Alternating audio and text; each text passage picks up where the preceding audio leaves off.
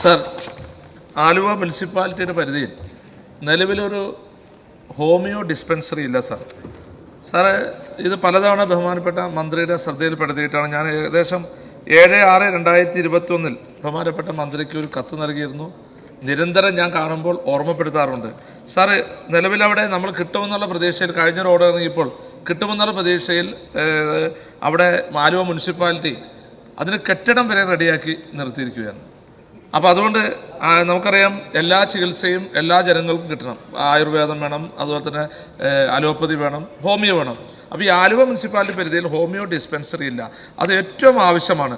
അതുകൊണ്ട് ഗവൺമെൻറ് എത്രയും വേഗം ആ ഹോമിയോ ഡിസ്പെൻസറി അനുവദിക്കുമോ എന്നാണ് ഈ സബ്മിഷനോട് ചോദിക്കാനുള്ളത്.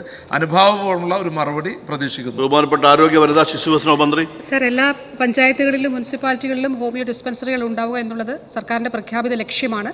അതുകൊണ്ട് തീർച്ചയായിട്ടും ആലുവ മുനിസിപ്പാലിറ്റിയിലും ഡിസ്പെൻസറി ഉണ്ടാകും. അതിൽ നാഷണൽ ആയുഷ് മിഷൻ്റെ കാരുണ്യ പദ്ധതിയിൽ ഉൾപ്പെടുത്തി ഡിസ്പെൻസറി ആരംഭിക്കുന്ന വിഷയമാണ് സർക്കാരിൻ്റെ സജീവ പരിഗണനയിലുള്ളത്.